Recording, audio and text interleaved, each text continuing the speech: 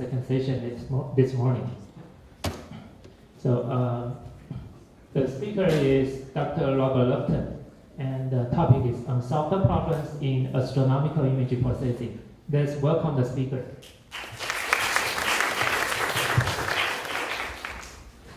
Well, welcome back. I hope you can hear me. This live? Good to be that live. Okay. Yes, I can get me some feedback now, so that's okay. So, I think it was Hawking who was told that for every equation he put in his book, he would halve the sales. So he took most of the equations out of whatever that nasty book's called. However, I went the other way. So whenever I gave a talk on Wednesday, we had very little mathematics, and it was mostly instrumentation problems.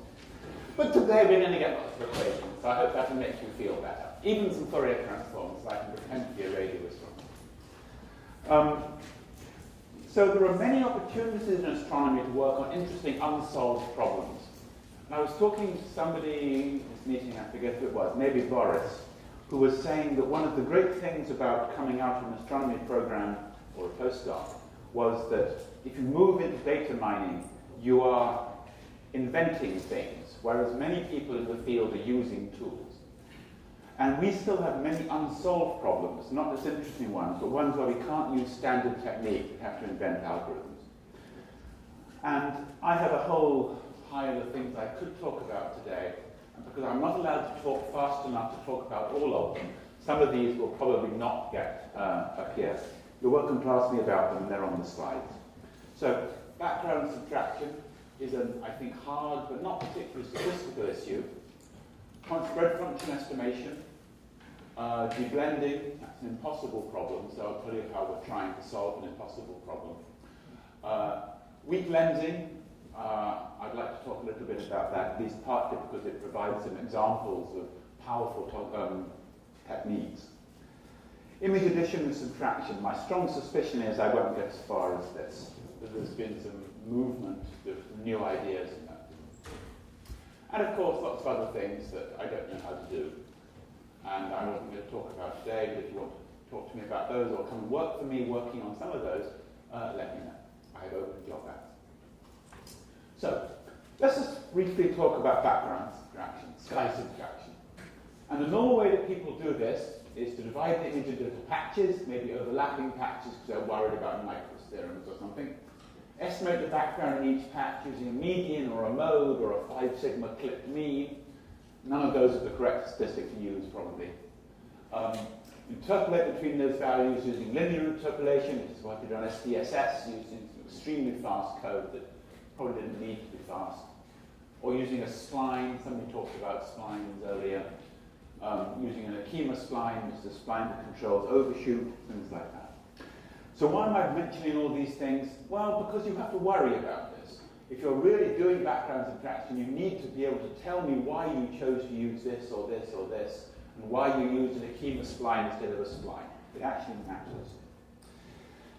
Rather than interpolating, you can approximate using Chebyshev. That works actually quite a lot better. And at low latitudes, people have used unsharp masking, low-pass filtering. It is to be noted that wavelet is an obvious piece of relevant technology. So this is more or less just twiddles on the current state of the art. And those of you with strong statistical background will be blanching about what a crude set of techniques we're using here. Where does the background come from? It comes from instrumental effects, ghosties and ghoulies. We've recently had a trouble on HSC where there were LEDs in the encoders on the instrument rotator, which is putting power into the image in the Y-band. This happens. The corresponding problems in Sloan were called the red monsters. We have red monsters in the spectrum, somebody an LED somewhere in the encoder. Classic thing to happen. Diffuse light, extragalactic backgrounds are diaphral light, scattered starlight, aglow, moonlight, and astrophysics. I guess scattered starlight is partially astrophysics. Wings of stars, wings of galaxies, intercluster light, and ICL. One thing that's interesting is that these things are purely due to the instrument, and many of these vary with time, and there's just no interest in them. I guess scattered starlight doesn't. The Zodi does. And the way people normally do background subtraction is as follows, which is to estimate and subtract the background on each exposure. That means on each CCD. That's not obviously the right thing to do. Then warp the exposure, resample the exposure onto the sky, onto the tangent plane. Then you add. Adding is relatively easy, though people do that wrong as well. And the problem with this is that it requires us to estimate the background on a low signal-to-noise image, a single CCD exposure, with lots of astrophysical contamination on the scale of a 2K by 4K chip, because that's what Hamamatsu makes, or a 4K by 4K chip for PFS, for LSST. There is an alternative, and the alternative is as follows. You can acquire a reference image of the area of interest. Just take a picture of the sky. You can subtract that off your reference image. You can fit the difference and subtract it from the exposure. You can then do your warp your exposure and you can add. Now, why is that a good idea? The reason is that this image has nothing interesting in it. You've taken out all the astrophysics. The normal problem in trying to estimate the properties of galaxies is that their wings go on forever. I talked about Sursich profiles, e to the minus r to 1 over n. When n is 4 or 5 or something like that, it gets up to that. The wings of the galaxies stretch on and on and on and on and on. I'm going to run into the wall before I run to the edge of the galaxy. And it's very easy to remove part of that power from your galaxy. But you don't want to do that, because then you get the photometry wrong. This is something that Gunn and I famously did wrong in SDSS, where we were trying to estimate the sky background on the scales of a couple of arc minutes, and that was enough to mess up the weak lengthening signal. This is really hard. But if you're working on the difference between one exposure and a reference image, then you've subtracted out all the astros. You can take out the background. So that's good. You can then estimate and subtract the background. So here's a toy example. This is a very toy example, actually. So each of these colored exposures, lines like this, is the data coming off a particular CCD. This is a 1D example. That's a mess. So this is 5 pointings, five different fields of view. So that's, say, the field of view of hypersupreme Cam. So there's things are going on all over the place. The CCDs have got different structure. And what you can do is this. You can choose one background reference. In the case of SDSS, this was easy because we had one exposure that was 100 degrees long. The example I will show you in a moment is that. So I've chosen one, I can't remember which one it was, one of these images, as it were the purple one. Purple, purple, purple, purple, purple. And I've cosbelled that together. I've done something smooth just to make it all fit together. And then I can match everything else relative to that. So I basically just solve the differences between exposures and do something very smooth. And if I do that, I can then average things together. And here the black line is, I think, the average of all the inputs, and the purple is everything we had before. And then I can do background subtraction. Now, I'll show you an example here. That's the one I just went through. So here are all the individual visits. I've matched them all together. I've subtracted the sky, and I fitted it. That works pretty well. Okay? That's what happens if I have 250 visits. That's what you get in the LSST depth.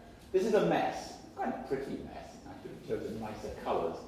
There are only about 5 colours there. There's just, you'll be happy, George. But now we can do the same thing. We put everything together. We get a very noisy image, but then we can average it together to get this very high signal to noise. So that's what I've done that here. This black line is averaged together. So this is a technique by which you can remove the non-astrophysical parts of your background and then go in and estimate the background on any scale you like. In this case, if these were LSST visits, that's on the scale of 50 square degrees. And that means that I'm interested in intercluster light, I'm interested in infrared cirrus and things like that. I don't have to remove it on the scale of the CCD. Okay, here's an example. That is, can we have the lights down for a moment or close the door or something? Just for 2 slides.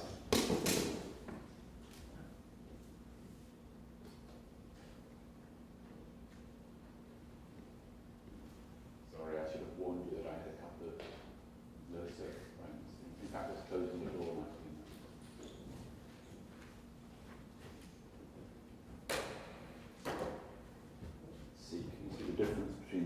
images.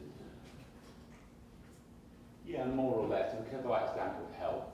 But that is wrong sign. Can we change the sign on that? No? Apparently we can't change the sign on that. Can we bring down the room lights a little bit? Yeah, it seems to be. This is exciting, I'm enjoying it. Okay, let's just hope you can see what I'm trying to show you. This is what happens. This is a chunk of stripe. No. There go noise.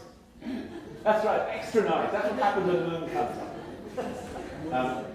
One advantage of this technique is that the moon can be cancelled out. Okay, I guess we just have to live with this. If we can't get those lights down, that one and that one. You'll see that there's a sort of dark area around this star, and there's a sort of uniform sort of background. And if instead of doing it that way, we do it this way, it's really hard to see with these lights, the room lights are. It's sort of annoying. Right, there's just a switch on the back door, I suspect. No.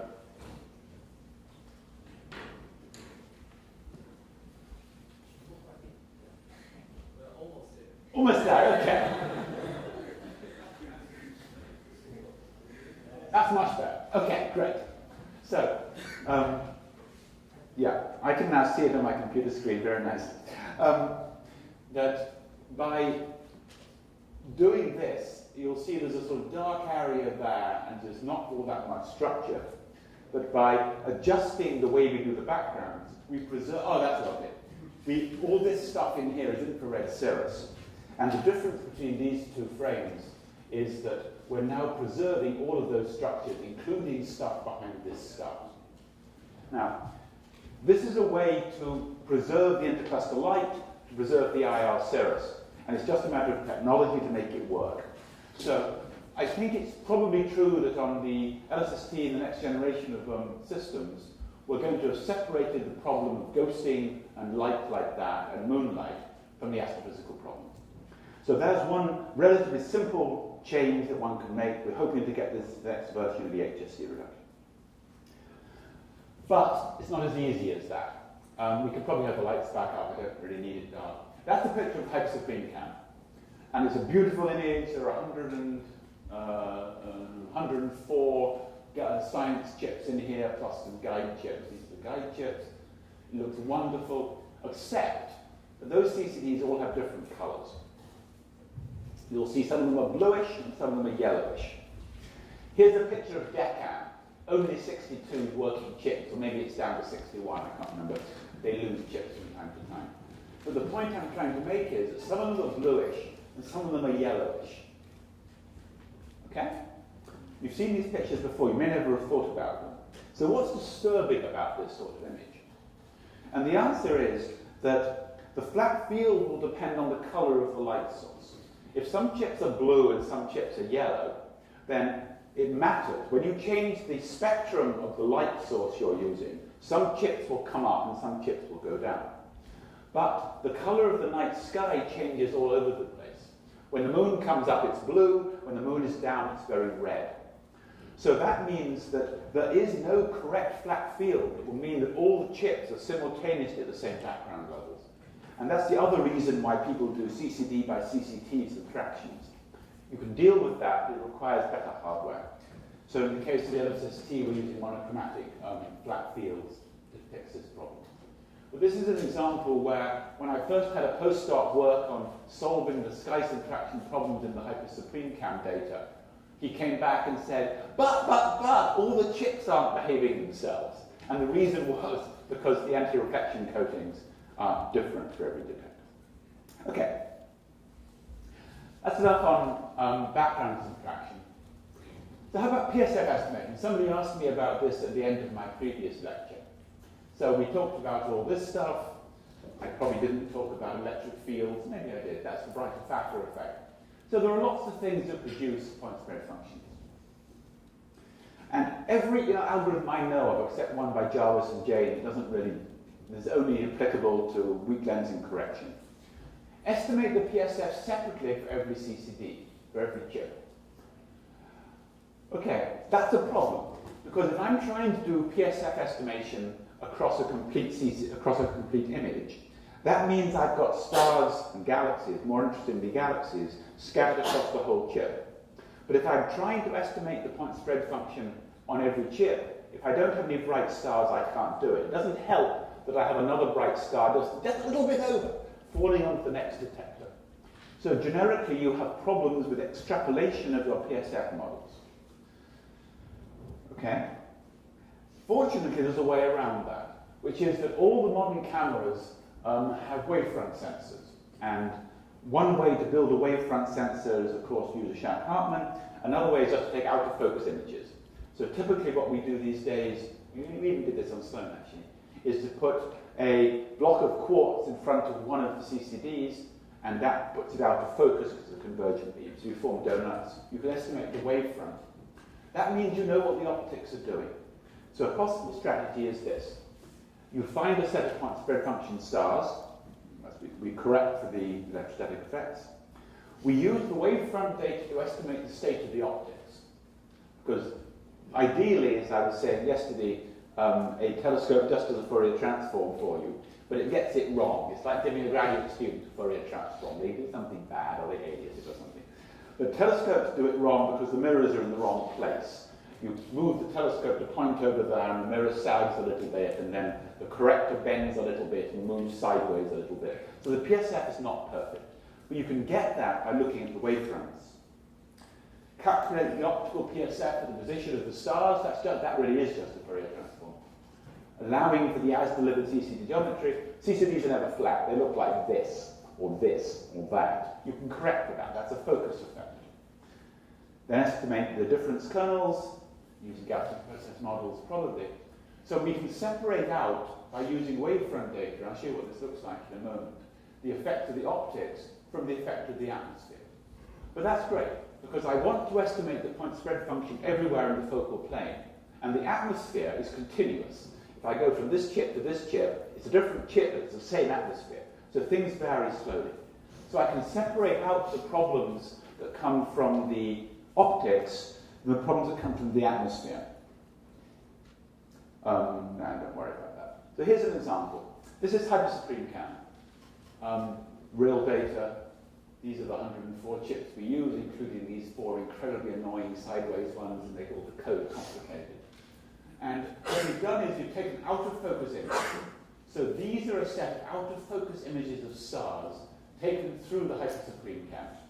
And you'll see that in the middle they're reasonably circular, and you can see the donut, you can see the spider here that's holding up the camera. So an out-of-focus image is just the pupil. You can see, we can talk about light actors later. I can do that to model the wavefront, and I can Fourier transform. This tells me what the optical point spread function is as a function of position in the focal plane. You can't see that, so I very nicely blew up the middle of this. This is work being done for me by Josh Myers, who's works for me at Slack. And now these are the optical point spread functions delivered for this exposure with HSC. That's kind of cool. And they're kind of nasty, actually. Normally, optical PSFs tend to be kind of nasty because they're caustics. You're trying to form an image and the optics aren't quite right. And I can then go through that and I can ask questions like, what is the PSF radius that's actually delivered by the optics? And the answer is that in the center of the field, we're getting 0.12 arc-second image quality. Of course, the seeing degrades that, but that's all right. The real data may have been 0.5 or 0.6 or 0.8 arc-seconds. And then by the time we get out to the edge of the field, the image quality is significantly worse. We're getting out to 0.2 or something like that. I'm not sure that I actually believe these numbers. There's a technical reason why this calculation wasn't quite done right, which I won't, to do with vignetting, which I won't talk about. And here are the corresponding whisker diagrams. So this is the ellipticity of the PSF as a function of position. So by using out-of-focus data, you can predict what the optical PSF looks like, PSF due to the instrument. And then you can model the atmosphere on top of that. I can't show you how well that works because we haven't solved that problem yet. That's problem number next. I've got lots of exciting ideas. This is the way that big telescopes are going. I could have shown you the corresponding data from Deccan, where people like Aaron Rudman are attacking this problem exactly the same way, where you estimate the optics separate from the atmosphere. I'm pretty confident that this is how we're going to get the shapes with the PSF measurements that are good enough for weak lensing. I'll come back to talk about weak lensing in a moment. Okay, next, oh dear, that's the fault of Apple, evil Apple. The images are much better than that, but they will go and resample Guru Granth. Anyway, apart from complaining about Apple, this image is very much prettier than this. This is HSC data, and it's GRI. And the pixel scale is something like, that's about a pixel. So here's a galaxy, here's a galaxy, here's a galaxy, here's a galaxy, and here's a galaxy. And my problem is that I want to measure the properties of individual galaxies. That one's not so bad. I'll show you how well my current algorithm works on that in a moment. The real problem is you get things like this. That's also a single blend. This is also hyperstream cam data. And don't worry about the fact that the cores of the galaxies look red like this. That's because the seeing was much worse in the G band when we took the data. Okay? So here's a cluster of galaxies. These are at low redshift. This is another cluster. These reddish things are higher redshift. That's probably at low redshift. Star-forming thing. There are a few stars in here.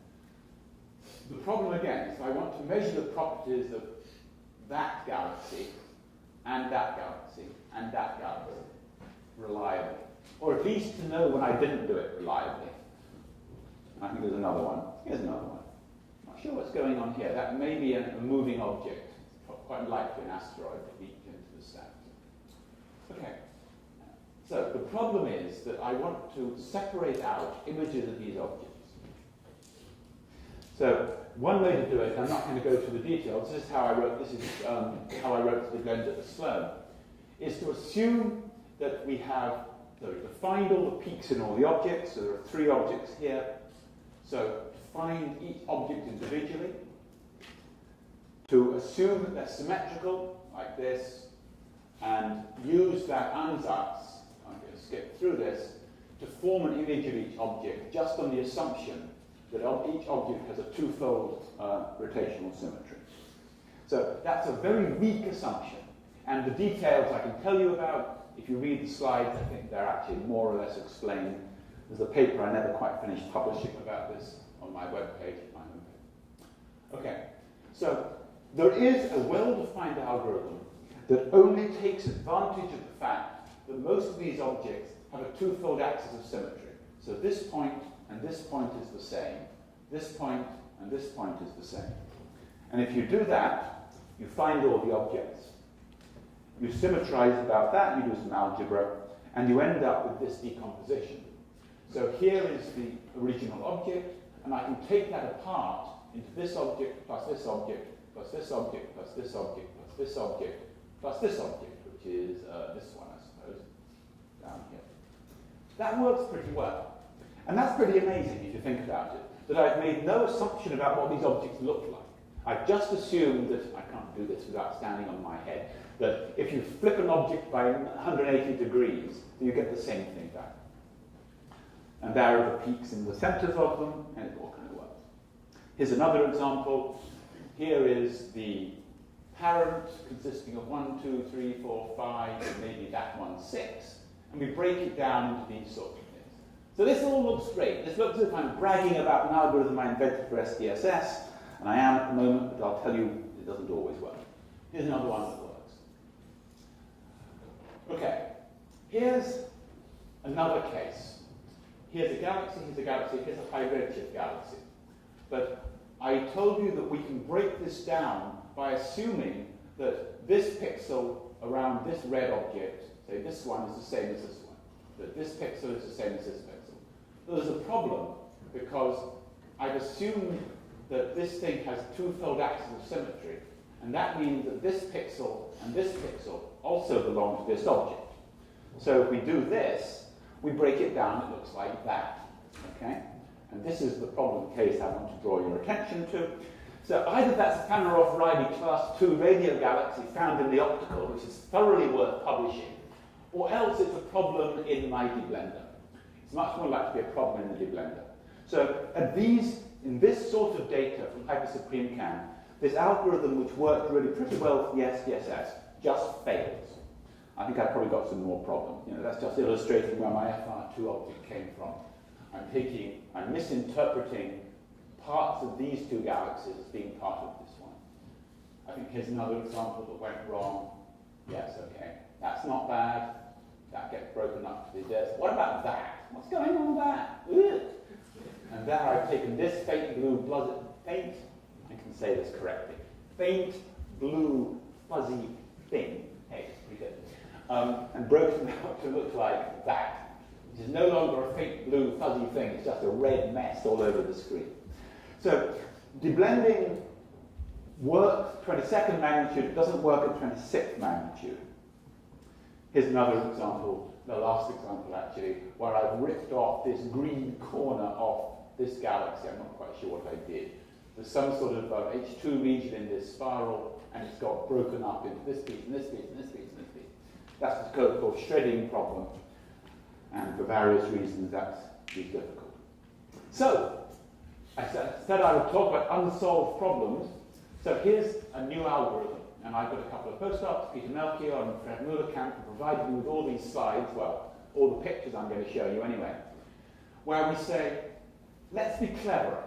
Let's assume that the object we have is the sum of an object with known SED, well-defined SED, which we'll solve for, and a fixed morphology. Oh, and noise, you always get noise, you can't deal with that.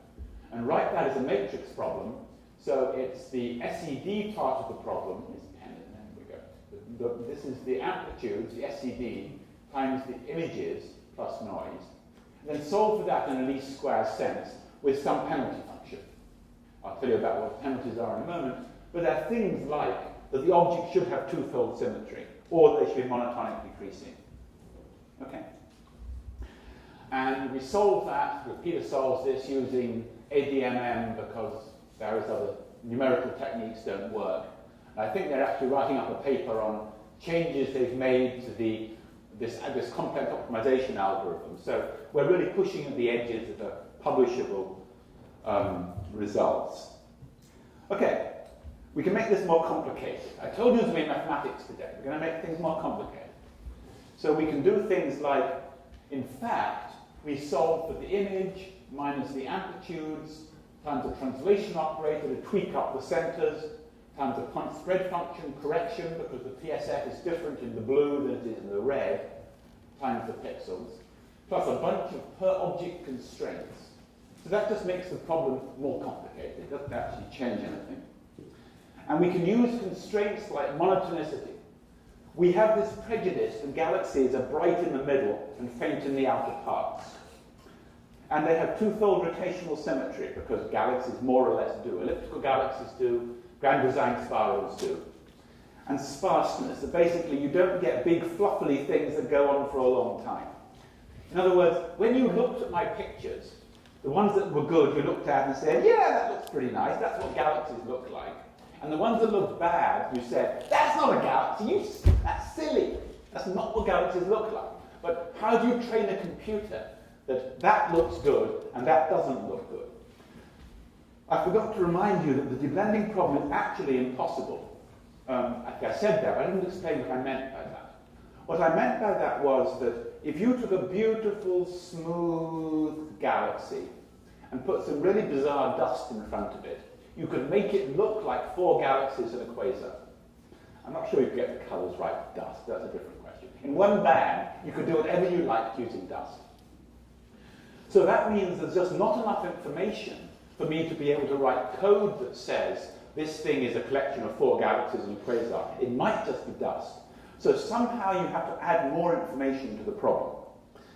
When you talk to people in machine vision about this, they say, oh yes, we know how to solve this problem. How many different viewpoints do you have? And you say, well, if you want to wait 1 billion years, I can give you a second viewpoint. So you can't do it by saying, what does it look like from over here and over there? You've only got the one picture. So instead of waiting 1 billion years, I'm a little impatient, I decided that we would use information about our galaxies. But I want to use the minimal amount of information, because otherwise when galaxies don't fit my prejudices, I do a worse job. If I had said everything was a Gaussian, for example, more or less I think what S-extractor does still, maybe not, then every time you come across an object with big extended wings, you will fail moderately dismally. So the name of the game here is to get away with the assumptions you believe, like each object has one color, which means I have to treat the bulge and the disk separately, by the way. And galaxies decrease away from the center, they're roughly two-fold symmetrical, and they don't sort of flood along forever and forever. We can add things like constraints on the colors. Does this have the color of a galaxy at any redshift? Or even, is this object not have one color but has all of its colors have the same photometric redshift? That gets scary.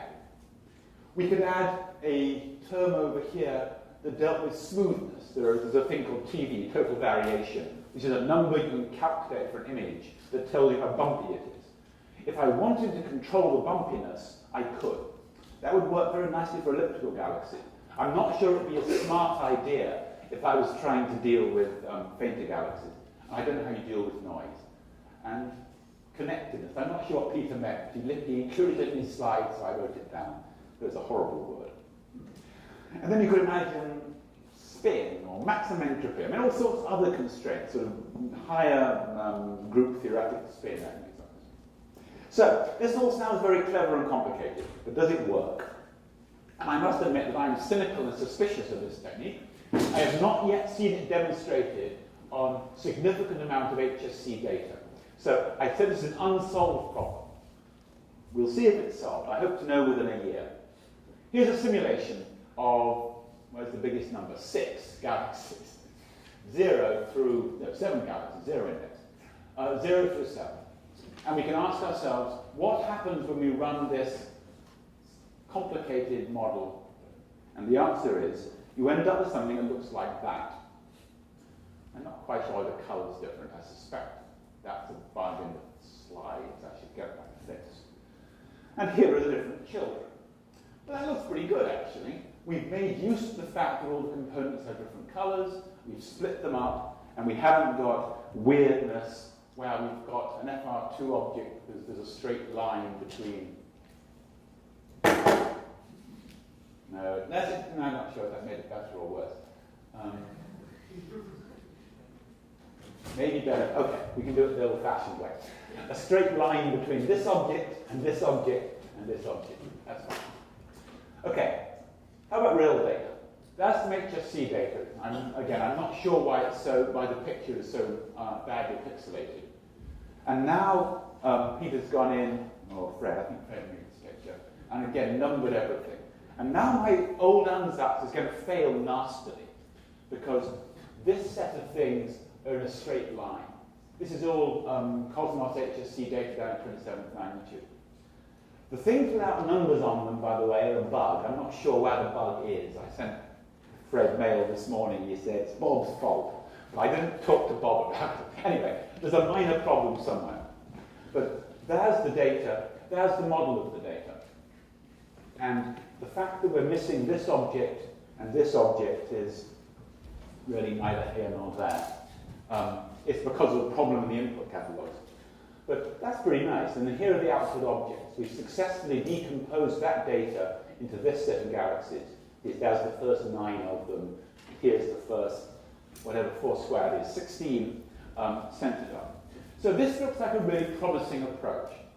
But you'll observe that this is an image processing problem that we couldn't use a canned solution for. We had to go in, we had to add astrophysical prejudices about symmetry, we had to invent a new convex optimization problem, at least.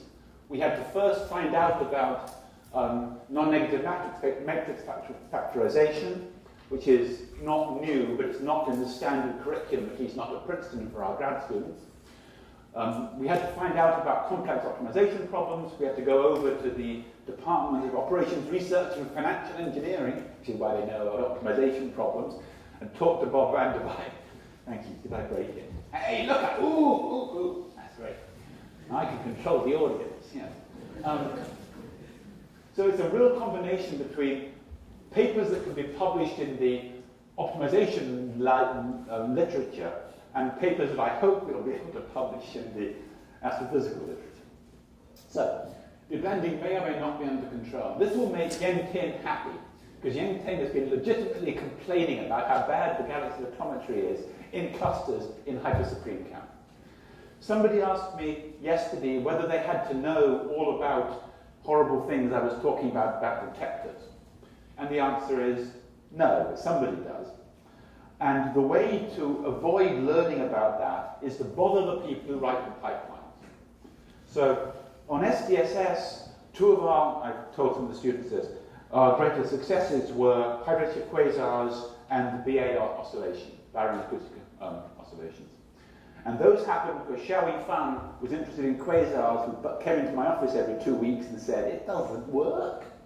And Daniel Eisenstein, who did the BAOs, which was a deblender problem actually, who came into my office every 3 weeks and said, you've broken it. I'm getting a less good selection for the LRG sample this week than I did last week. What have you broken? So he was pushing on me to actually work on the corresponding Sloan algorithms so he could do his science. And that's, I think, a real lesson for how you write good pipelines. You do science with them. And if you don't do it yourself, you work as closely as you can with the people who are trying to push the limits of the thing. Okay. Weak lensing, also an unsolved problem. This is a picture which I stole from Sarah Bridle. I'm not sure I'm required to steal this one from Sarah Bridle. I'll tell you what that means in a moment. This is a collection of galaxies, all of which are nice and round and at high redshift. And if I put a very large amount of mass between there and here, they all get stretched out. And by looking at the statistics of the shapes of these objects, then I can go and I can measure the mass between here and there. So that's the technique of weak lensing. The trouble is that real objects don't look like that. Real objects are not on a nice smooth grid, and real objects are distorted by about 2% rather than 50%, relative to a point spread function, which is probably 10% flat. So, this is the one I have to show. There seems to be an agreement among all people who talk about weak lensing that you have to show this Sarah Bridle slide, so I did. She's at Manchester, so Anna's going to report on me if I don't show you this slide. But the basic problem is that we have a galaxy of unknown shape. We shear it, in this case by 0.2, it's the log, far larger than the astrophysical shears I'm going to talk about. That's the sort of thing you get in clusters of galaxies. We're going to convolve with the telescope. We're going to measure the pixelated image. You now know that's just another convolution. And then we add noise. Well, the noise comes in. Okay. So you end up, instead of having a beautiful spiral that looks like this, that's been sheared to that, you end up with something like that. Except that's a really bright object relative to the ones that we actually do lensing with. The real lensing is G is the gamma, it's the shear numbers. So it's basically twice, I guess, the axis ratio. It's about 0.03. And to measure W, the value of -1, to 1%, I have to measure delta G values of 0.002. In other words, things that are 1,000 times smaller than the distortion that goes from here is the level of precision that's required to do this problem. This is why it's an unsolved problem in astrophysics. If I was dealing with strong lensing, there's just no risk anymore. Okay, here's a picture of cosmos from hypersupreme count. So you might be thinking that I'm talking about measuring the shear for objects like this, and this is probably not. Maybe there's some of the things in there. I'm not. I'm talking about measuring shapes of things that look like that, and that, and that. In other words, the faintest, fuzziest things you can see in this image. 10 sigma objects. 10 sigma in flux, let alone 10 sigma in shape. So we're making a really ambitious attempt to measure the shapes reliably of really, really, really fuzzy, faint things. And the reason for going fainter is that the larger the number density of objects, the better the measurement. I can't just, because what I'm trying to do is to measure the shapes of sets of objects, measure the cross correlations between them, and those let me separate out how much of that shape is intrinsic from the unknown shape of the galaxy, and how much of that's due to shear. So this is why it's a hard problem. So how do I measure a galaxy shape? Well, What I want to do is estimate the shape of the galaxy after correcting for the PSF. Let's assume the PSF is known. I told you how we could use wavefront sensors and Gaussian processes and all sorts of I was going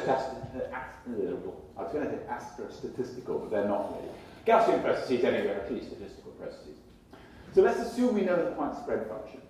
And the point spread function distortions, I showed you some images earlier. I showed you those E1, E2 images. That's essentially the distortion of the PSF. There may be 5% distorted, and I'm trying to measure 0.00003 against the background where all the images have been messed around by that. But let's at least assume we know phi. So there are various suggestions people have made. The classic one was in the KSB paper, Kaiser, Squires, and Broadhurst. I got it in the right order. This was in 95, where you measure a moment. You didn't quite do it this way. So you measure the integral x squared I of x dx. You divide by the integral I of x. That doesn't work because this integral diverges because there's infinite amount of noise in it. In fact, it diverges if, even in the absence of noise, unless I falls faster than r to the minus 4. So in fact, Nick Kaiser's a bright boy, and he put a weight function in here, something like a Gaussian. So you measure the shapes of weighted moments, that converges because you make this go to 0 fast enough, and then you divide by the normalizing factor. So these are the second moments of the objects. That's a popular way to do it. Another obvious thing to do, and this is I'm sure what Boris will be pushing for it as he might be, is by doing a forward-fitting of a model, because then you can put priors in, you can calculate the Bayesian properties of the stereos and all that stuff. Great. So, and the classic, I think the best known code like that at the moment is Lance Miller from Oxford's lens fit. That's what's used for kids and used for CFHTLS. Okay. The moment-based methods require a point spread function correction. That's easy, quote unquote, if the PSF is a Gaussian. PSF actually aren't Gaussian. They're e to the minus k to the 5/3, and it's all due to turbulence and optics and bad things like that. The best method people use is something called re-Gaussianization to do moment-based methods, and that's actually what we're doing for HSC at the moment. Is it good enough? Well, the way we normally discuss this is by saying that the measured shear, the observed shear, is the true shear times 1 plus m plus a constant. I go back to high school. Y equals mx plus c, so we can do straight lines. We need to measure this multiplicative bias. If you think about it, this is a multiplicative bias, hence m, to one about 10 to the minus 3. And c, which is an additive bias, so it should be called a, but it's always called c, is 0.003. So we need to make these incredibly delicate measurements. Biases are a problem. The additive bias comes from measurement errors, such as PSF estimation, and actually it's not much of a problem, because it doesn't depend on the astrophysics. We can do things like measure the shear around stars, where there isn't one. So we can measure, and basically you can calibrate out the additive bias quite well. The trouble is this multiplicative bias depends on the properties of the galaxies. And so the name of the game is setting m equals 0 in weak lensing. And at the moment, people don't quite know how to do this well enough. I'm going to explain that we're getting really quite close and give you an idea of how the current algorithms are working. I should point out that there are also instrumental effects that get in the way here that I didn't even talk about. So if you have radiation damage in your devices, then you get charge transfer inefficiency problems, the electrons get left behind, and that gives you effects like this as well, which are a function of position. So there are lots of instrumental effects that make things hard. Well, the one I was going to concentrate on is how you deal with the properties of the galaxies. So there are two most major sources of bias, one of which is noise bias, which is faint objects around. If you've got no signal to noise, you can't measure it not being round. Things get rounder. If I take a beautiful, long, elliptical galaxy and fuzz it out a little bit, it gets fatter, so it becomes rounder. And then there's model bias, which is that the details of real galaxies lead to biases as a function of those properties. For example, I said I was going to measure the shape of a galaxy and then correlate the shape of my left hand with the shape of my right hand.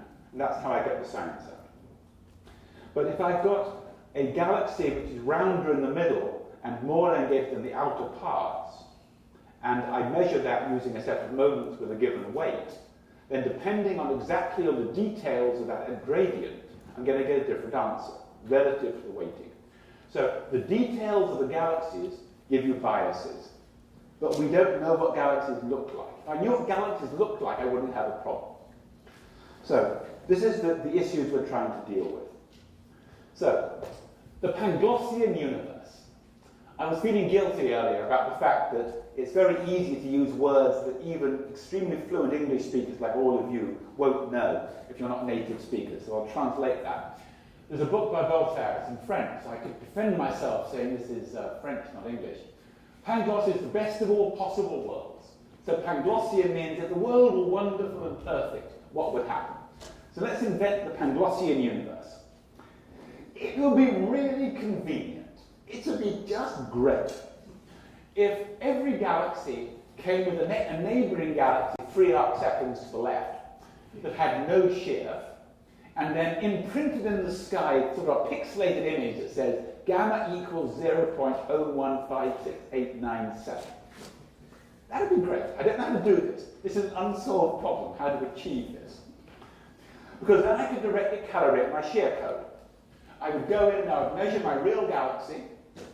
I would look at the correct answer. I would read it off, and then I could figure out that when I measured 0.015, I really should have said 0.017, and I would get my correction. So if the universe were this way, then I would know how to solve the weak lensing measurement problem. Of course, I could just do my science directly off the numbers of gamma true, but that's a different way. So the universe isn't quite as nice as this.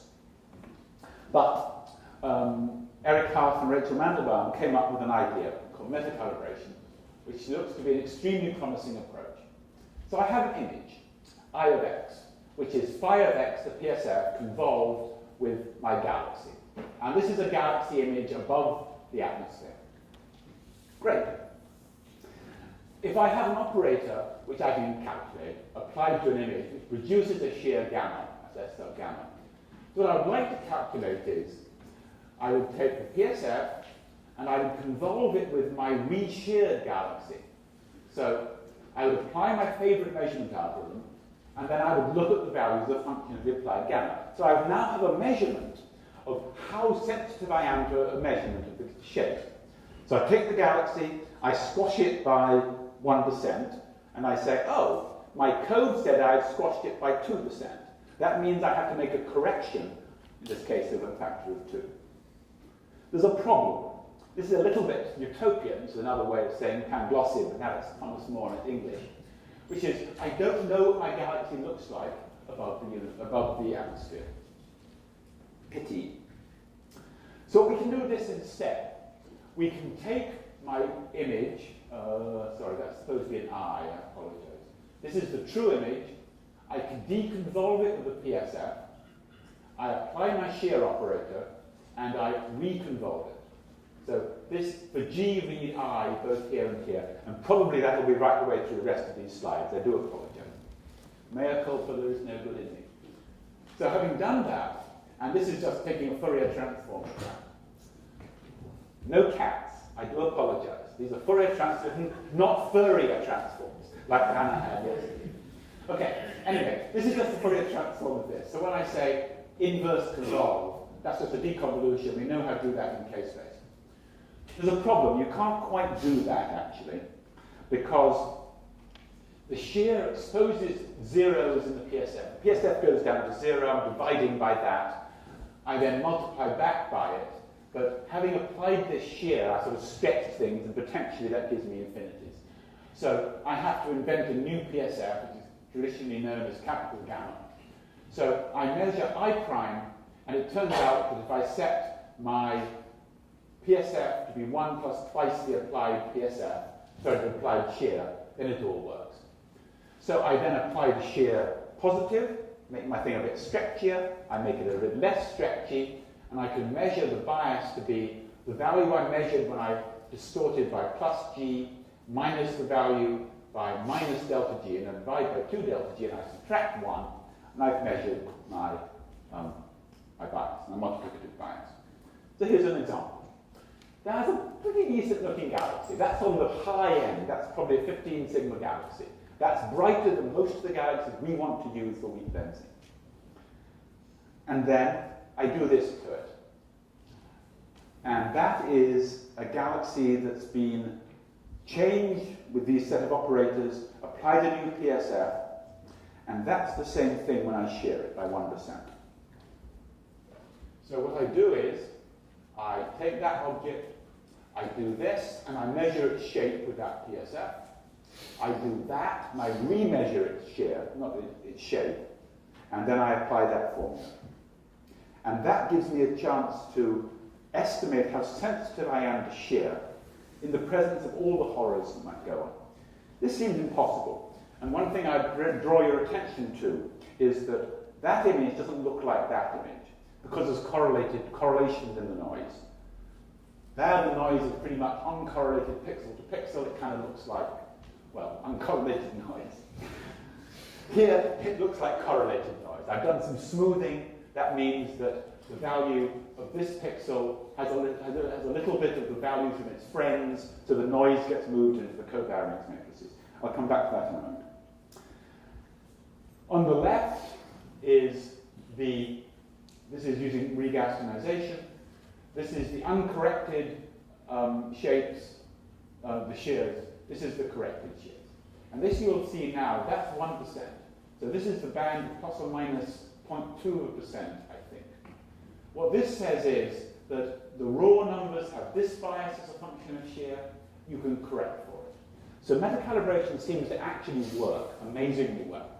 And this is one of the hot hopes for the future of weak lensing, is metacal. I think this particular example comes from Eric Sheldon, who is the other person who's very active in this. DES are doing this. We're about to start running some of these codes on Hypersupreme Camden. Okay. But what about that correlated noise? I've added extra noise and it was correlated. It turns out there are some incredibly sleazy things you can do to get rid of that. If you're working at 15 sigma, it doesn't matter. That doesn't seem to matter very much, certainly not at 20 sigma. The method that Erin proposes is to do this, which is, it's really disgraceful. I wouldn't let my students do it, except it works. Which is to make a pure noise image, unshear it, you see there's a minus gamma here, then add it back in. And that just takes out enough of the correlated effects that they cancel out in the shear measurement. They don't cancel out in the images, they cancel out in the shear measurement. So metacalibration seems to actually work at a level we may be able to get down to LSST shear measurements. And that means also probably Euclid. There were some extra issues I didn't talk about in space because of undersampling, but we don't have time. Another approach, which has quite a lot of mathematics in it, I'm going to skip over most of those, is another very clever way, a totally different way of doing the shear measurement, but it's actually not totally different. And this comes from Gary Bernstein at Penn and Bob Armstrong, who used to be at Penn and now work for me on HSAP. Which is to say, I can measure moments of the PSF corrected image. So here's the image, I deconvolve it, and I measure the first moment, that's just the flux, x squared plus y squared, x squared minus y squared, and 2xy. So that's the RMS size, well, the square of the size, such a moment. This is the squashedness in this direction, and xy is the squashedness in this direction. And then a weighting function to be chosen. But I have not divided, I mean Gary and Bob, have not divided by the integral of I of x to minus 1 phi w of x. So this is linear in I.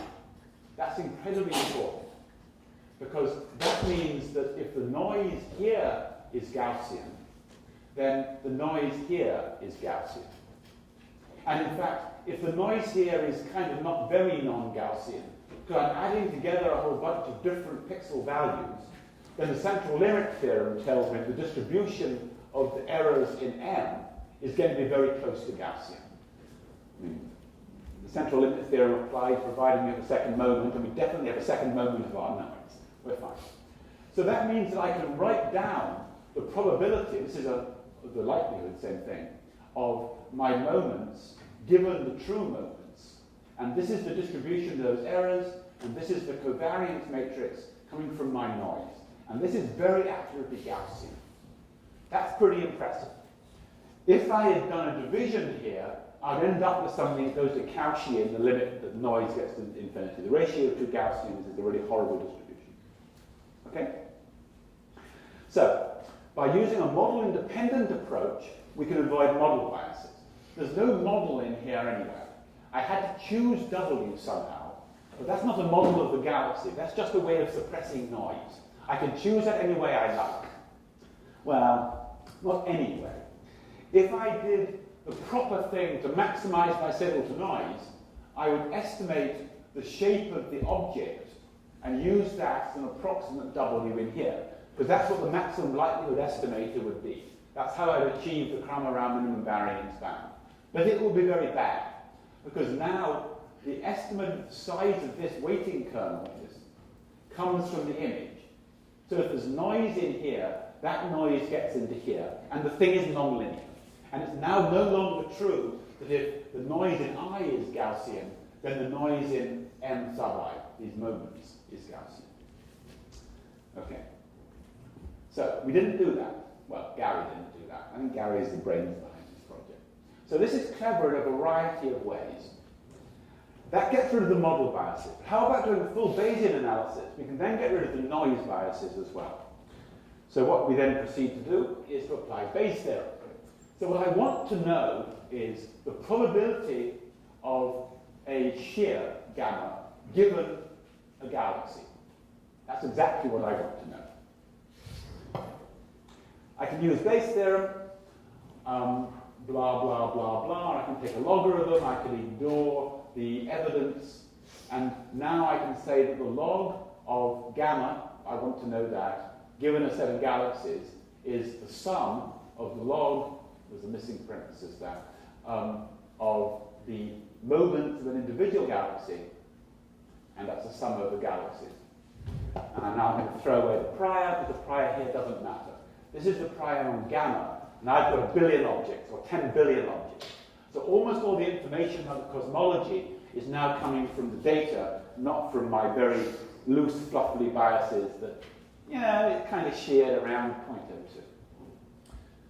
I can then do some more mathematics, the details of which don't really matter, but I basically do a Taylor series expansion in the amount of shear and keep the first 3 terms. You do a bit more algebra, log 1 plus x is x minus a half x squared, and you end up with this formula, which I would not worry about, but it's a second order. It says the log of the thing I want to know is a constant minus, there should be a p in here, there's a missing term, p, plus this term, and then that term. Okay? Blah, blah, blah. In other words, the number I want to know, the mean value of the shear, is this particular sum over the numbers I can measure for each object, and here's its covariance matrix. So by doing things in a linear way, working the first order into shear, and the shear is weak, again, I've ended up with something which in a very principled way is Gaussian. It's not Gaussian because I want it to be Gaussian, the way that people who do fitting of least squares estimate their errors. If it's Gaussian, then chi-squared follows chi-squared, well, x-squared follows a chi-squared distribution, so I'm all happy. Well, it never does. In this case, it does, because I've been careful about propagating my errors around in such a way that these things really are Gaussian. And then all I have to do is to estimate these numbers, P, Q, and R. That's 6 numbers, 1, 2, 3, 4, 5, 6, if that's the tensor. Okay? I can do that, I can do the same things, I can do prior expansions, and now what it comes down to is that I want to know the probability of the shapes of a given object given gamma. And that's an integral of the likelihood over the probability that the galaxy really has that shape. So this is just propagating probabilities. So all I have to do for every object in the sky, 10 to the 9 objects, is to do an integral of the likelihood, which I know because that's my pixel noise, over these parameters, which I know because I know the prior distribution of what galaxies really look like. Oh, wait a moment. We're not in my Panglossian universe where I have the knowledge of what the galaxy looks like. Drat! All this mathematics goes to waste. I needn't have written all this latex. But actually that's not true, because, just a brief detour on bootstraps. You were introduced to bootstraps. The easiest way to think about them, and I'm going to use this in a moment, is to say that the bootstrap approximation is to say that I'm going to approximate my probability density function f by f star, which is a point everywhere that I have data. And that's what the bootstrap analysis is. That says I want to take a bootstrap sample. Well, how do I take a sample from this distribution? Well, I just take something from all the places I could have it with replacement, because I could get multiple of those. So if you do that, here's the bootstrap estimator of the mean. You can do the integral in that case in x bar. If you can't do the integral, then you do it by MCMC. So I can do a bootstrap estimator of my prior if I have a high signal noise sample of galaxies. But I can get that. I don't need to know much about these galaxies. And almost always in modern surveys anyway, there's a region of the sky where you go really deep because you want to know what you're going to do. So in the case of Hypersupreme CAM, we've got 250 degrees of 5-band data, and we've got depths about 20-year LSST depth, 10 years certainly, in Cosmos. That is a sample of a very large number of galaxies taken with the same instrument, with the same filters, that are very much higher signal to noise. And there's no problem measuring moments for objects at very high signal to noise. And by my bootstrap analysis, I just replace my PDF by delta. That's this. I can do the integral, and it turns out that these p stars, which are Pagala PQ, is just a sum over the integral of the likelihood function given every single one of my input galaxies. And this is why this is moderately expensive.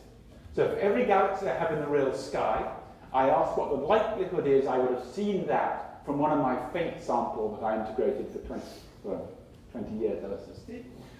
I do that sum, and I get the value of P, Q, and R.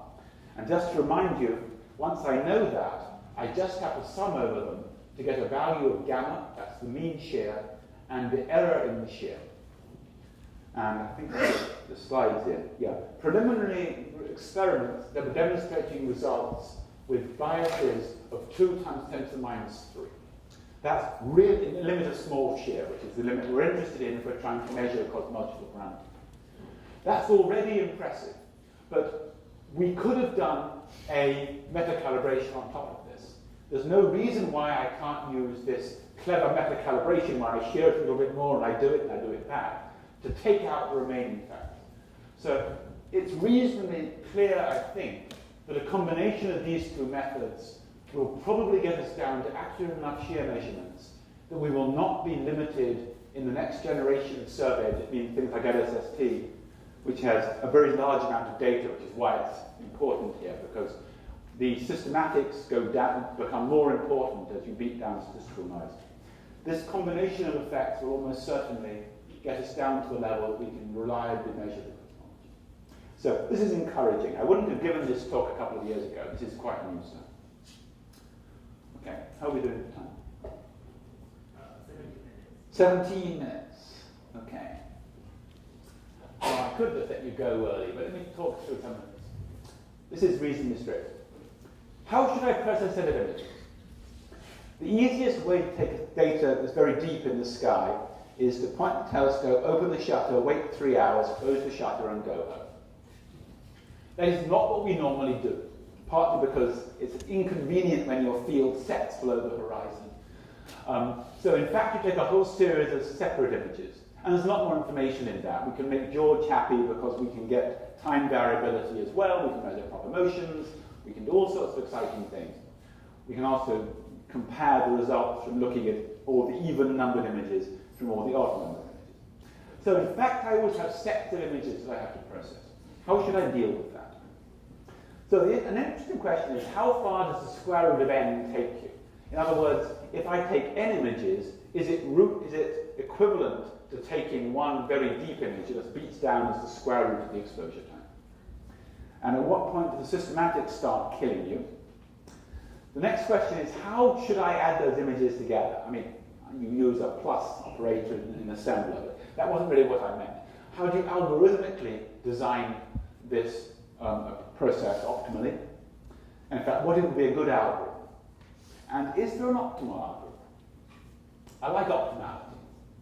At least, I like to know how close I am to optimal, so I know how much I'm giving up. If I'm giving up 1%, I'm happy to do it. If I'm giving up a factor of 2, well, that's equivalent to a factor of 2 in exposure time. That means instead of burning 300 nights on a telescope, I'm burning 600 nights. Can't afford that. Okay, so that's the question, do I need an optimal algorithm? Always the question you have to ask. Okay, so there are 3 ways that I know of to think about how to solve this problem.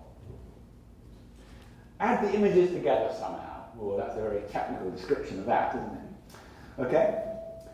Or I could process each image separately then add the results together. Or I could process all the images simultaneously. I think logically those are the only 3 possibilities, but maybe there's another one. Throw away some of the images and pray, I suppose, something like that. Okay.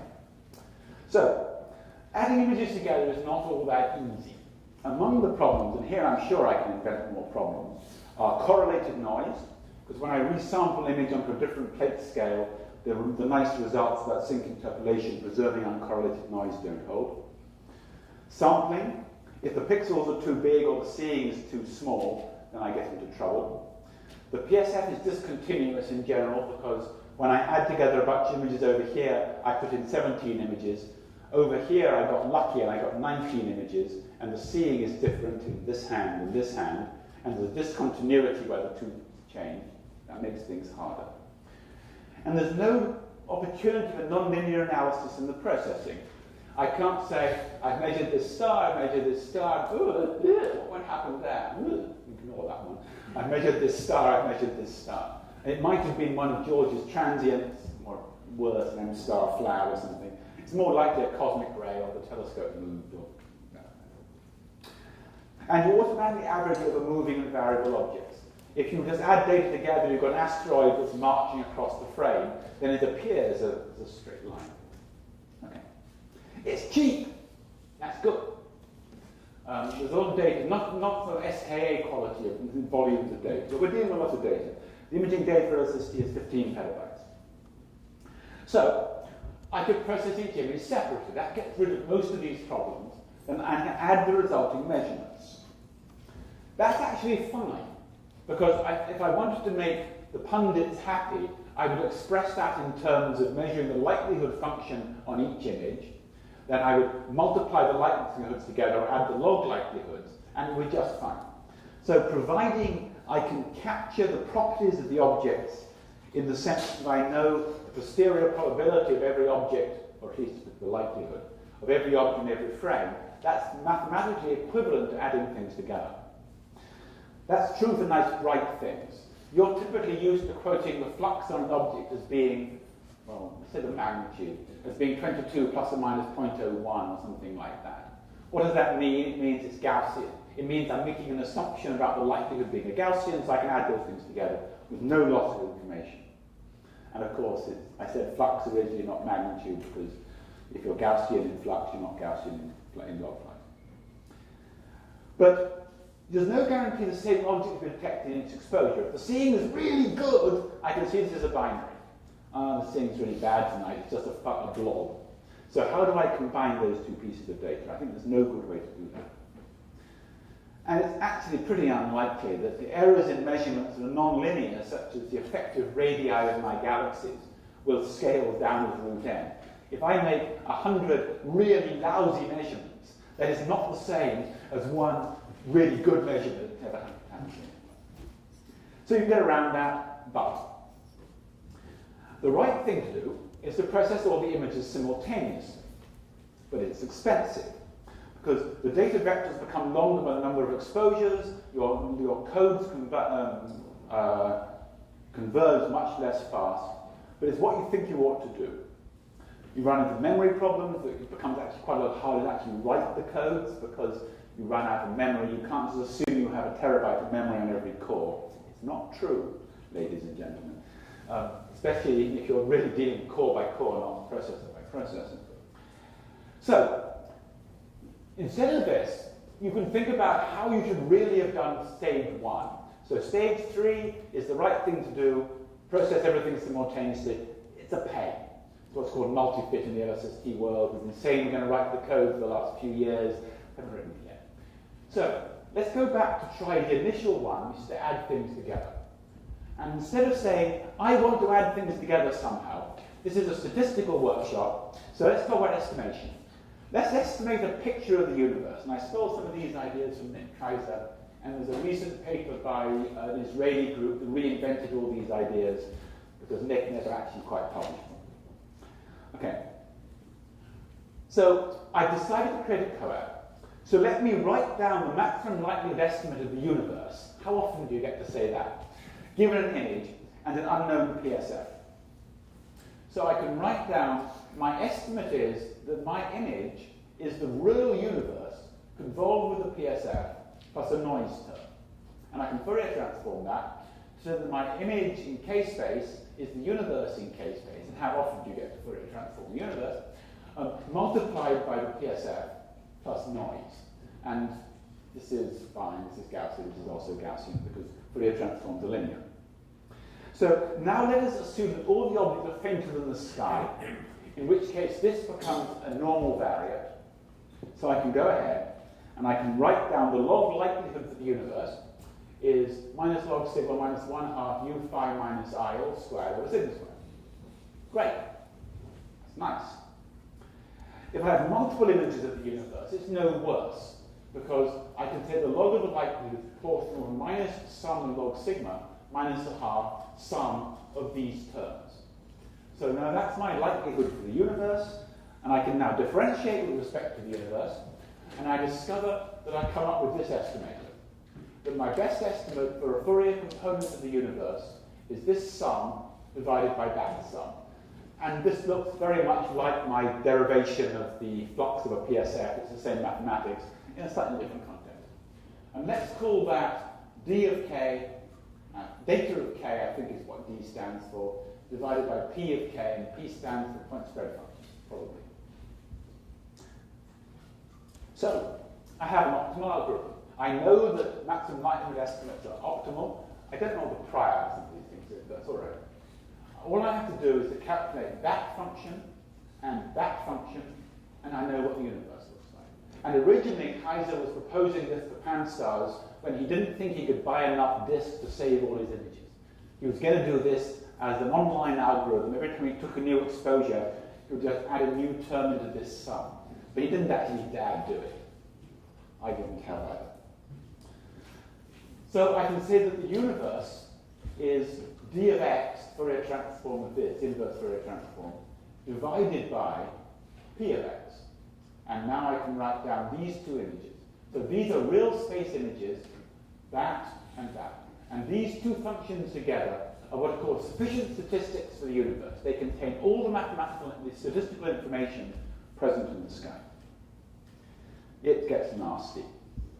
And the other problem is that you get strongly correlated noise.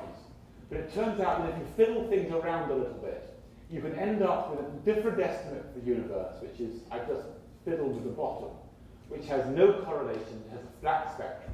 And this is the result that the Zodi group, the Israeli group, Barak Zaki, et al. Came up with. So this is actually the optimal algorithm for identifying, for making a coad. And if you think about it, it's obvious. And I should have invented this myself, please. I should have been more excited about it. Because what I'm doing is, I'm saying, normally doing a coad is not optimal.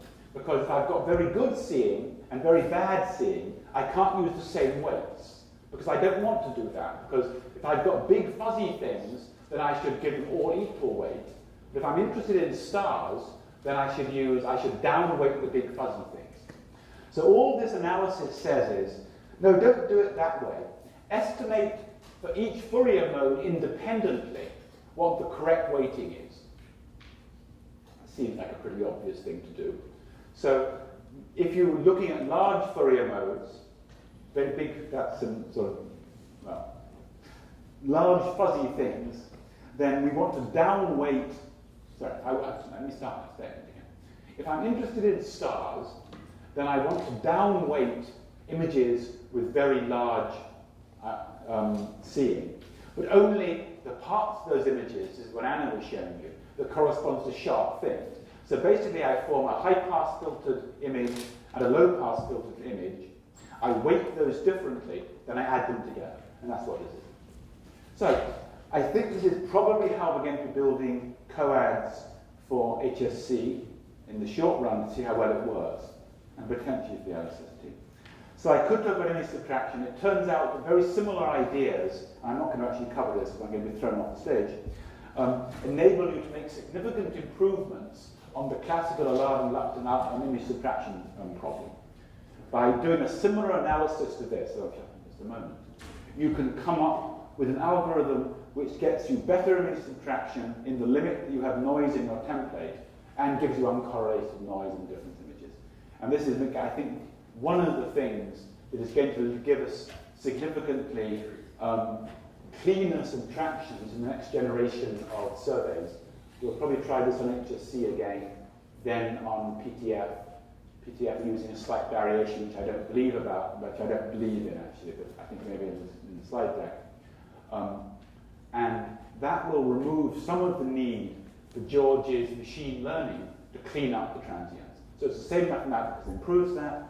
The other thing that will make George's life easier, make George's life easier, is that a lot of the things he showed you, I would never have put into my difference images because I know if I've got saturation and bad electronics and things like that. So I'll leave you with a couple of images on image subtraction in case you've never seen it. You have an image that looks like this. You have another image that looks like that. You want to know what changed. Or an image that looks like that, an image that looks like that. You want to know what changed. We can go through the mathematics, and you end up with generating an image that looks like that. And now you clearly see that these things have probably moved. This has got brighter. This has got fainter. So this is the name of the game for doing difference imaging. I'm not going to say anything more about it. I've run out of time. So thank you for your attention.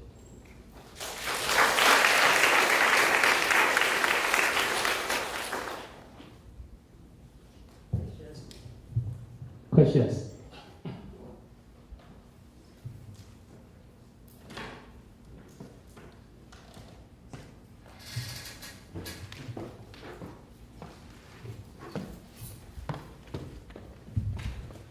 So you mentioned about spin when you talk about the blending. Can you comment on that? How that will work? And How will what work? for spin? Speed? Spins. Spin. If you believe the galaxy has some higher symmetries that we're not currently using, for example, I use a twofold rotational axis.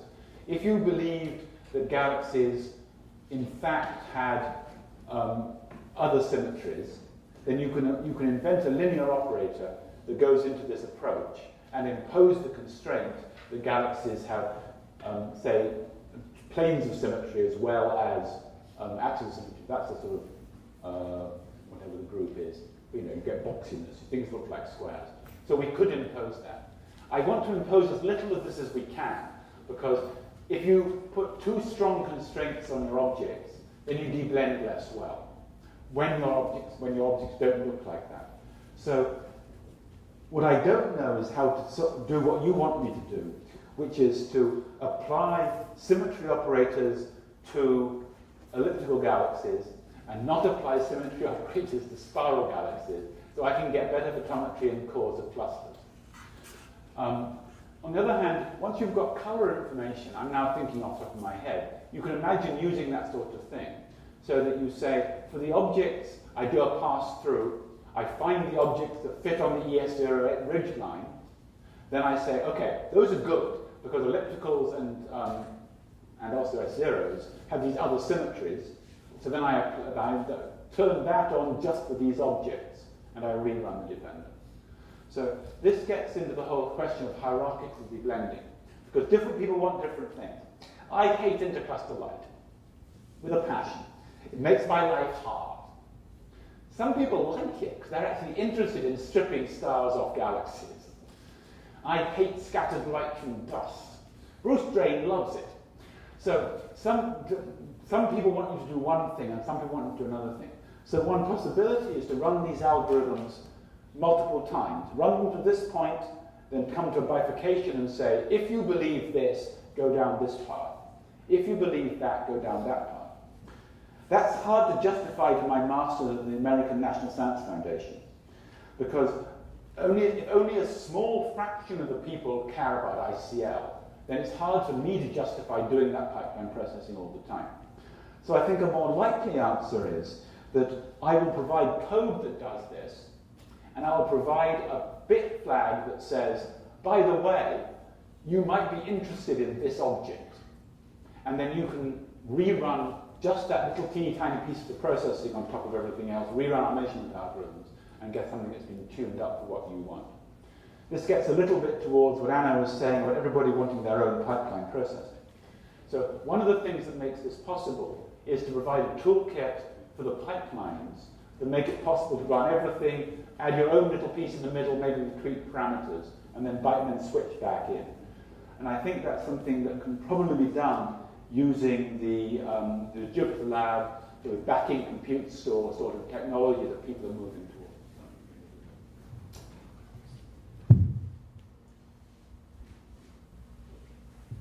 Uh-oh. So you talk about flat field. And, Yeah. You say the color of sky is changing, which is different from the color of the flat field you use. Yep.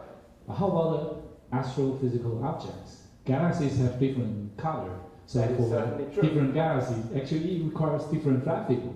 That's true. How do you solve this? Aha, I haven't answered it. That's why I was looking so sad after all. Okay, so the plan is for the OSST that we're going to build monochromatic flat fields. We can do that. And we can deal with the ghost problems. There are major problems in flat fielding with ghosting, and I have a solution for that, which is Chris Stubbs' idea, but I think it'll work. Mostly. So we can build a flat field for any given SED. So the first thing we're going to do is to measure the color of the sky, and we have 4 all-sky cameras with filters to be able to measure the color of the sky. So for a given exposure, I'm going to know what the correct SED is for the sky background. So the first thing you do is you flat field that exposure to flatten the sky as well as you can. Okay? Having done that, you can go through all this background matching games and get rid of the sky. And at that point, you re-flat field all of the data appropriately, probably to a flat spectrum source. Because otherwise those images are useless to anybody else who want to do their own processing. So we do that. So now each individual exposure has been flat fielding, assuming, as I say, probably a flat spectrum source, but I could choose a different thing. Now, this object over here doesn't have a flat spectrum source. So what do I do about that? Well, it's a bit nastier than that. Because I don't care actually about the SED of the source. I care about the spectral energy distribution, the variation and intensity with wavelength. I care about the SED of the light hitting the CCD. So that means there's a source, there's absorption through the atmosphere, and that varies depending on which wildfires there are and how much wind there is coming up off the salt flats. So in the blue, the slope of the aerosol index changes with time. In the red, the amount of water vapor changes the depth of its absorption at 950 nanometers. So for any given night, you have to know what the absorption from the atmosphere is. And then this object is behind this part of the filter. Okay? That part of the filter is different from the filter over here, because filters are never perfect. And then you fall on this part of this CCD. Now, all the CCDs have different QE. So I have to propagate these things through. The QE cross filter I can get out from my monochromatic measurements. So if I knew the SED of the object, I could make all of these corrections for every single exposure. So what we're going to do is, we're going to either just do it from the color of the object, which I'm going to know, because I've got multiple exposures, or given a color, I can estimate the SED of the object. And then I can make the appropriate photometric corrections for that particular object.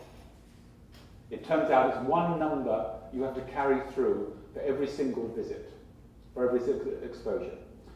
That's great. Except when my friends, like Stubbs, come by and say, I want to do supernova 1A cosmology. Because now they're going to say, that object that you thought was a blue star is actually a supernova at redshift 0.7. In which case the SED doesn't look like this. The SED looks like this, because it's 20 days after maximum. But that's okay, because providing that the response of the system doesn't vary significantly on the scale of an object, I only need one extra number for every measurement for me to be able to tell you at a database level, you give me an SED, you can recalculate the flux. And you need to do these things to get down below about 1%, maybe something in that range. So it's why nobody's ever bothered to do this before, because Sloan or Pan-STARRS with a photometry is around the 1% sort of level. But that's, if you want to do SNE 1A cosmology in particular, you need to do better than that.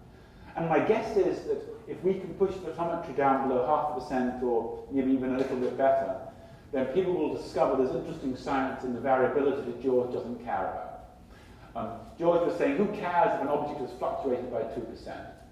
I bet somebody cares. After all, if you get down below the level we have enough photons to do, you can do, for example, star gap, you can do giant dwarf variability separation from the fluctuations in the giants. I mean, there are things that you wouldn't have thought of from getting your photometry better. I don't think you ever lose by pushing photometry to be more accurate. So, I have an answer, but it's complicated.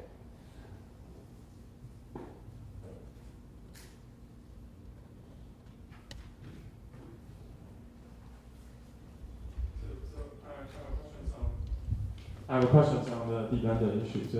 So you said that it's impossible to do deep blender correctly, but I wonder if there's a way if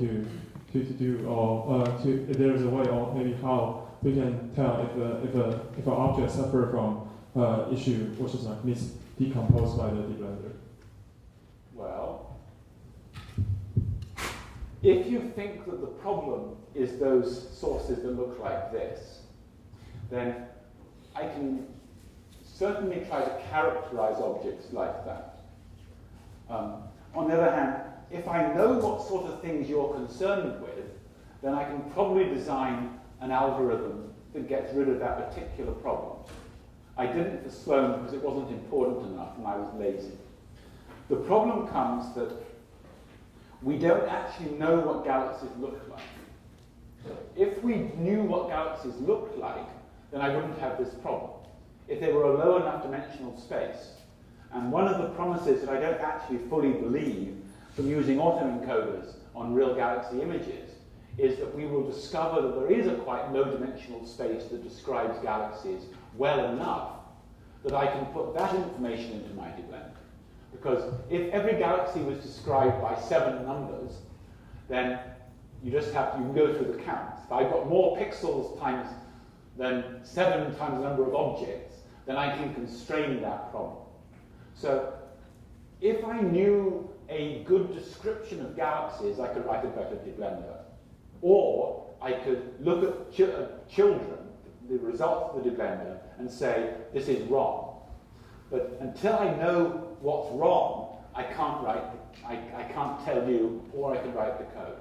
So in practice, I think there is somewhere in between. That yes, you can put some of that information in the deblender, and you can put some of it into trying to get statistics on how unbelievable objects are. And in fact, on the HSC, we're putting out a number on how much of the flux in this object was actually deblended, for example. Sort of an overlap integrals kind of idea. To try to give you the idea that if you want really clean systems, throw away this class of objects. So it's tough, but we can try. And then we get into problems I think George mentioned, which is how you tell your clientele, the people who use your databases, what they should believe. Because most people don't want to read the manual or look at all the processing bits that say, you know, I told you this was bad because, look here, there's a column here that says it's bad. Most people say, I don't want to know that, just tell me what's good and what's bad. But that's a very brute force thing. In Sloan there were, I think, 63 bits, of which all except 3 were used by at least one person when they were doing their science. But almost everybody just used the good objects table. So it's a question of how you transfer that information to the great unwashed astronomical public. Any other questions?